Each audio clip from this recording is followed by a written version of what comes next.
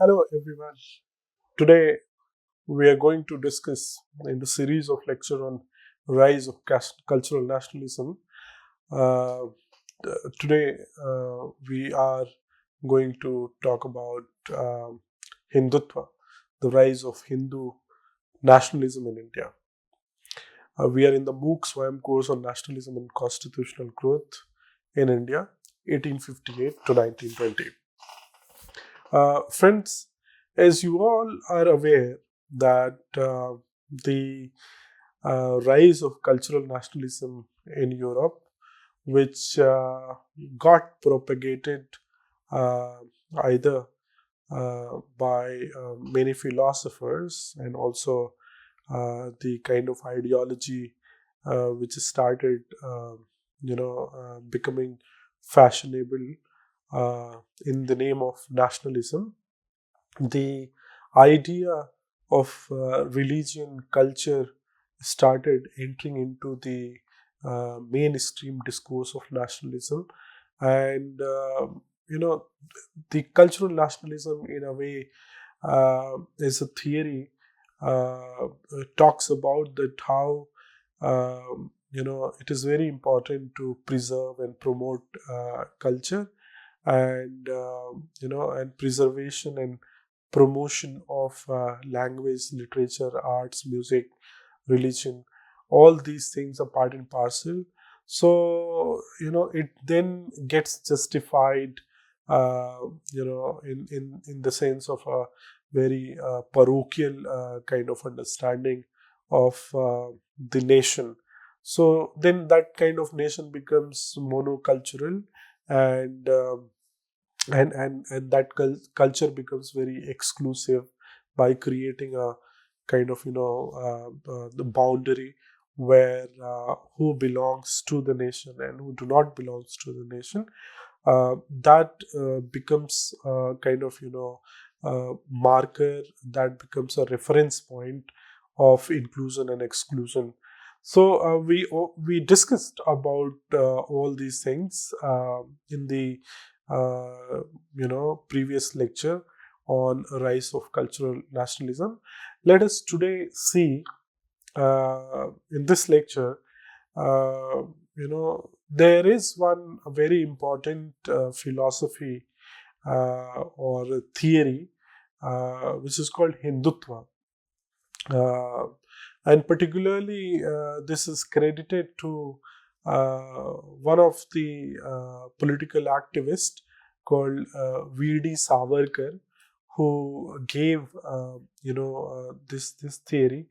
Uh, Prior to that, as we have been talking about, within the Indian subcontinent, we saw that people like Dayanand Saraswati or Vivekanand or Aurobindo Ghosh, who were kind of articulating certain kinds of cultural nationalism, whether in terms of go back to Vedas, where historical past becomes very important. Something like proselytization of Muslims and Christians into Hindu religion. All these activities, the Shuddhi movement or Hindi Urdu controversy, or in fact, calling for glorification of the past, you know, and also kind of popularizing the symbols and icons, based on religious kind of religious and cultural sensibilities. So all these things were already there prior to what V.D. Savarkar consolidated these articulations into the kind of language which which is going to be the language used for, say, more than 100 years, right? So Hindutva, whether Hindutva is Hinduism or Hinduism is Hindutva, or Hindutva is different from Hinduism, or or Hindutva is Hindu nationalism, or Hindutva is cultural nationalism. What is Hindutva ultimately? So all these things were dealt by V.D. Savarkar in his pamphlet or booklet called Hindutva, who is a Hindu. So let us try to understand that, because it is, this the Hindutva,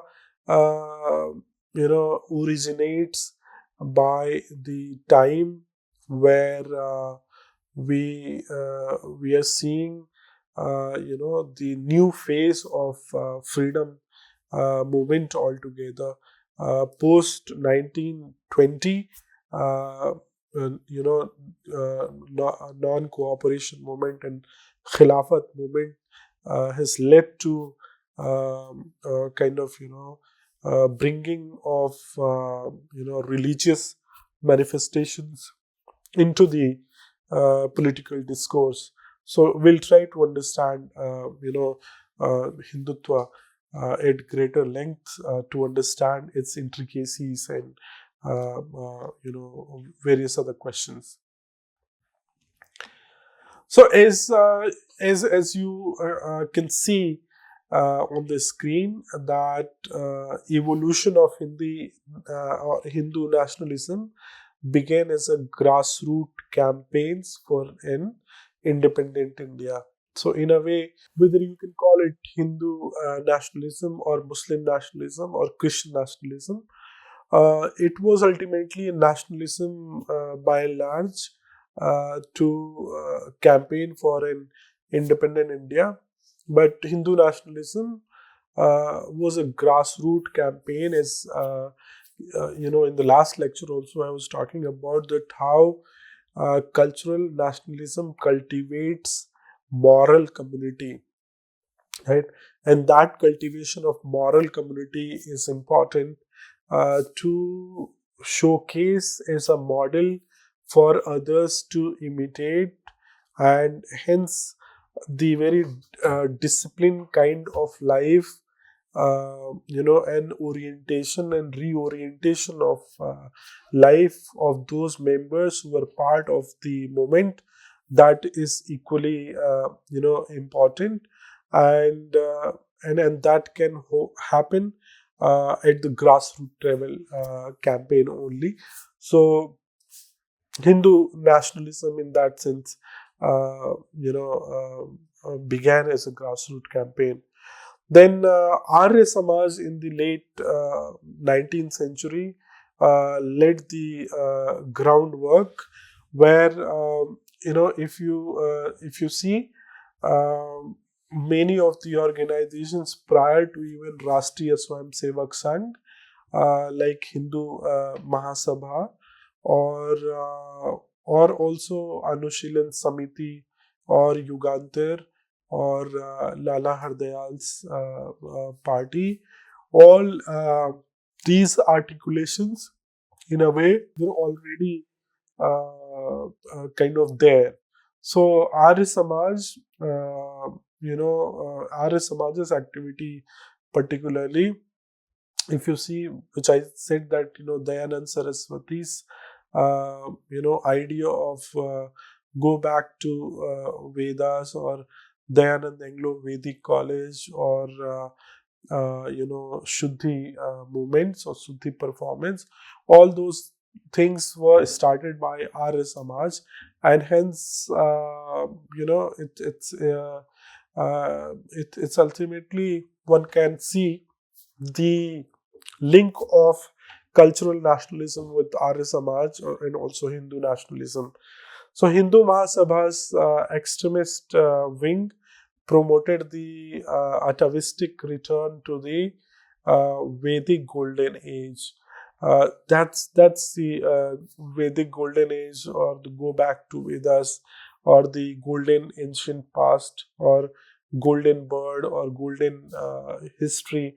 All these things as a shining uh, examples of history, golden history. These things were kind of promoted by extreme organizations, and especially the wings of the extreme organizations or extreme wings of these organizations.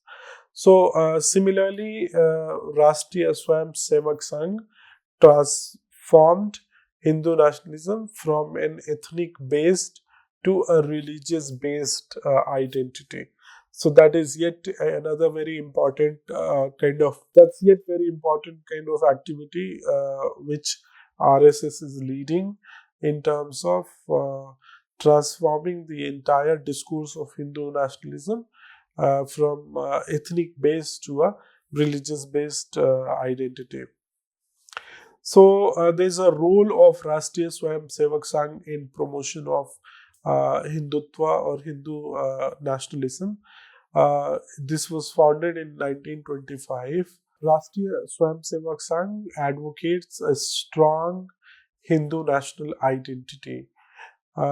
It encourages return to Hindu tradition, something like Vedic Golden Age, and the original mission emphasizes the undying vitality of Hindu manhood. So, in a way, this entire Hindu nationalism is surrounded by the discourse on the Hindu manhood, and that in a way is a muscular kind of nationalism, which which do not shy away in uses of violence. Rather, it talks about the rigorous military training and military practice to the citizens, so that they will be able to defend the the nation during the time of crisis. So this is the idea of Hindu manhood. Then also Rashtriya Swayam Sevak Sangh's involvement has been always there in Indian politics. You take it starting from Keshav Baliram Hedgewar to Golwalkar to various other leaders of RSS, and ultimately today we have Sir Sangachalak Mohan Bhagwat, who is the leader of RSS. So it was founded in 1925, and RSS has been involved in politics since then, though they deny their direct involvement in any kind of electoral politics. And that is the reason that RSS always separates itself from the political movement, and they say that Rashtriya Swayam Sevak Sangh is a cultural movement because it works in the domain of the culture, but it also talks about the Sangh Parivar, and under the Sangh Parivar you have many organizations which are part of that, and BJP also is one of the family member of RSS. So you have BJP. Earlier it was Bharatiya Jan Sangh, so BJS/BJP. Then so RSS always denies any kind of direct involvement in politics, but the Sangh Parivar, as it is said, like BJP/BJS or Akhil Bharatiya Vidyarthi Parishad, Bajrang Dal or Vishwa Hindu Parishad, all Vanvasi Kalyan Samiti or Bharatiya Mazdoor Sangh, all organizations are part and parcel of the RSS as an umbrella organization. So there is this overlapping membership of RSS and also BJP. So many a times the RSS members, it's been also part of the Bharatiya Janata Party, and they have kind of been given various ministerial positions, and they have not uh, disconnected their any kind of linkages with RSS. So in that sense, what I'm trying to suggest here is that RSS and BJP or BJS, they they are not two entities. They are rather one organizations only. So because of the RSS leaders, they were informed by ethno-nationalist movements in early 20th century Europe. Uh, they resemble ideologies like in Italy or Germany. And scholars note stability in core objectives over the last century, emphasizing the vision of Hindu Rashtra. So this imagination of Hindu Rashtra or Hindu nation has been always there from the beginning, and in fact, Baliram Hedgewar, who is the founding father of RSS, in one of the kind of speech, has in fact declared India or Bharat or Hindustan is a Hindu Rashtra or Hindu nation. So, I mean, but because in the post-independent India, RSS was a fringe, kind of political, kind of group, or rather cultural group. It did not come into power. Jansang did not come into power, and but it has been always kind of consistent articulation of Hindu Rashtra as a vision, which actually got a lot of acceptability into the masses, and then BJP rose to power in 1998 to 2004, and then later on by 2014 to 2014 onwards. So in a way, the core objectives for the last 1 century has been very stable, and RSS has been emphasizing on about the vision of a Hindu Rashtra. So let us try to understand that what Hindutva means altogether. It's a it's Hindutva is a political ideology advocating Hindu nationalism, emphasizing Hindu cultural hegemony in India. So that's Hindutva. One can just see that it's a political ideology advocating Hindu nationalism, and also it emphasizes on Hindu cultural hegemony, right?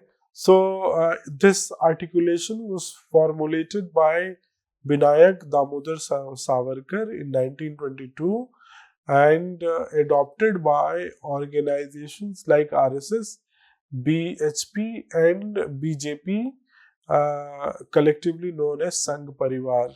So one can see that the very root of Hindutva is in the articulation by Savarkar, uh, who wrote his pamphlet called Hindutva, Who is a Hindu? Right. So Savarkar was a supporter of cultural nationalism. He was of the opinion that identity formation was the essence of nationalism. India had received such identity from the Hindu religion. This identity, was evolved over a long period of time. Despite having outward differences, the Hindus were internally bound together by cultural, uh, religious, social, linguistic, and historical affinities. Now, these affinities were developed through the process of assimilation and association of countless centuries. It molded the Hindus into a homogeneous and organic nation, and above all, included, or above all, it induced a will to a common national life. This homogeneity was important because other sections in the society had divergent cultural traditions. Savarkar argued that it was cultural, racial, and religious unity that counted more in the formation of the nation. While defining nation, Savarkar wrote that nation meant a political community which had occupied contiguous and adequate territory and developed independent national identity. This community was internally organized and was bound together by cultural and racial, affinities. He held that the Hindus had become nation because they uh, possessed all these characteristics. Savarkar was of the opinion that Hindus constituted nation because they had developed close affinities with the land bound by Himalayas to the Indian Ocean and the Indus River. Hindus considered India as the fatherland and holy land. Savarkar tried to show that those people constituted nation who considered India as fatherland and holy land. In this definition, Savarkar effectively excluded those people who did not consider India as their holy land because their sacred religious places were not situated in India. For him, Hindu nationalism stood for the unity of all Hindus. For Savarkar, Hindu society and not Hindu religion came first. Hindus were a nation because they were a self enclosed community which was internally organized on the basis of racial, religious, and linguistic affinities. The Hindus shared a common historical past. Savarkar knew that ultimately nationalism was a psychological feeling and it was necessary to cultivate national consciousness among the Hindus. The common affinities should be used to strengthen the national consciousness. He wanted Hindus to cultivate the affinities that encouraged national consciousness and undermine the tendencies that divided the Hindu society. So, the term Hindutva was used even in the late 19th century, though Savarkar's 1922 book outlined its ideological basis. Hindutva grew post 1980s, influencing Indian politics.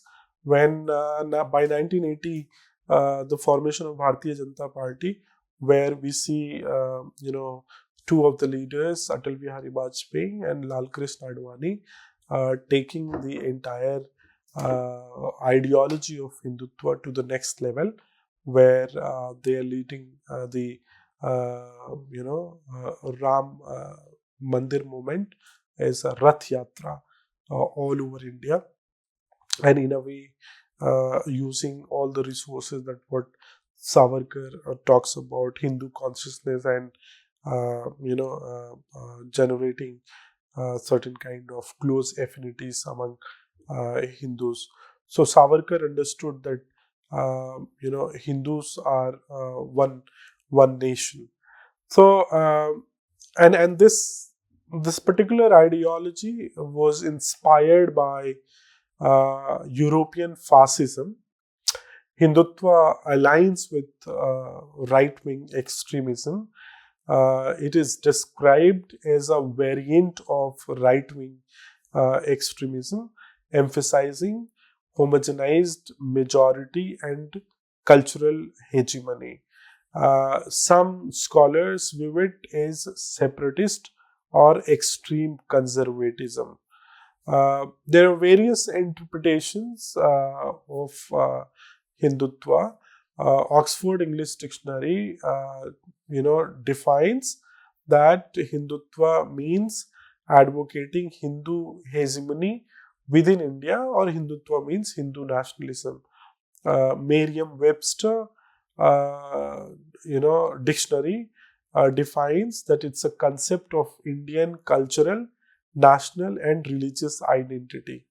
And concise Oxford Dictionary of Politics says that it's an ideology of Hindu nationalists with fascist undertones.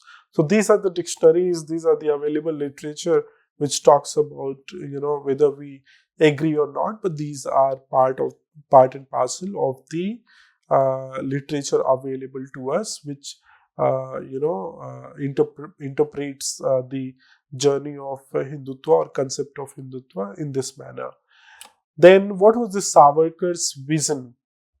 Savarkar's, in fact, vision and definition of Hindutva was that Hindutva includes common nation, race, and culture. Common nation, race, and culture, and it encompasses Hinduism, Buddhism, Jainism, and Sikhism. And in fact, this entire Savarkar's vision has been incorporated into the constitutional framework, especially in Article 25, which talks about freedom of religion. And in that, the religion called Hinduism encompasses, Buddhism, Jainism, and Sikhism, right? And Savarkar's vision of Hindutva emphasizes shared cultural heritage over religious rituals. So there is also the judgments on Hindutva, especially in the legal domain by Supreme Court, in fact reflected on this in 1966, that Supreme Court says that Hinduism is a way of life. It's an inclusive nature.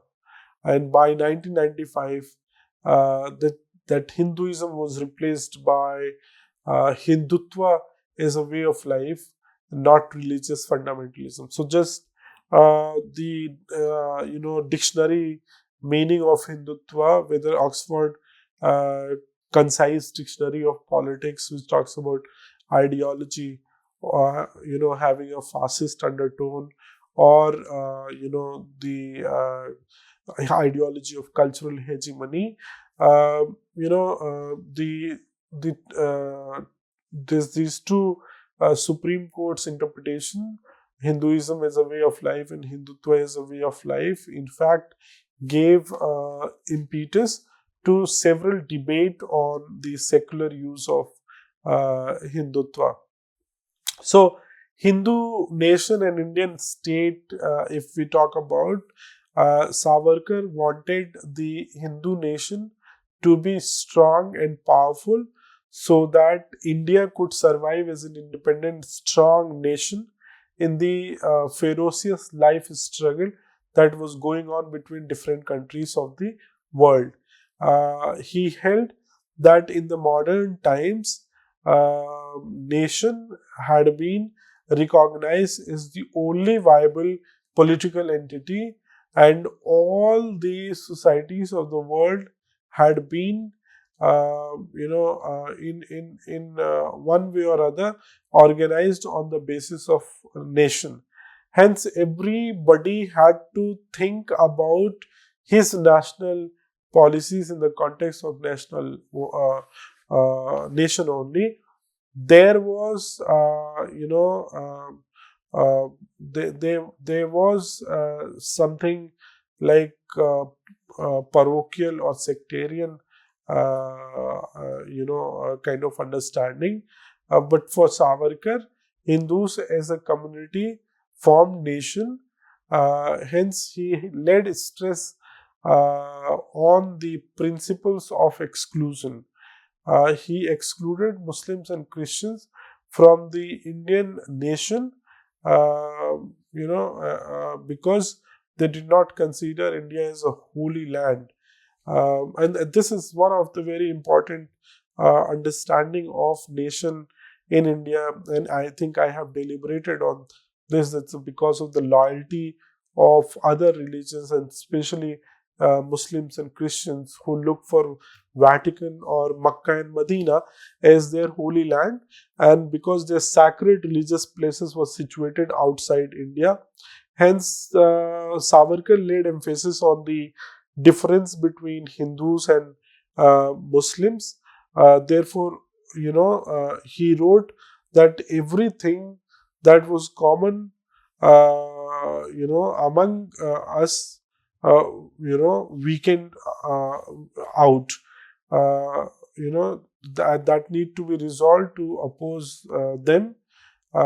Hindus were constantly fighting against non-Hindus to save their community. Hence, he launched the Suddhi movement of, reconverting the converted Hindus to Hinduism, and to purge Marathi language of Arabic and Persian words.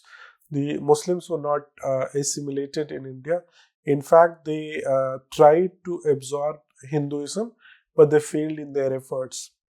The prolonged resistance of the Hindus to Muslim invasion molded them into a strong and resolute nation. What were the rights and positions of minorities in such a Hindu nation? So Savarkar held that nation was a cultural category, but a state was a political category. All Hindus were the members of the nation. Non-Hindus might not become the members of the nation, but they were members of the Indian state. He maintained that Hindus did not advance any claims, privileges, and rights over and above non-Hindu sections.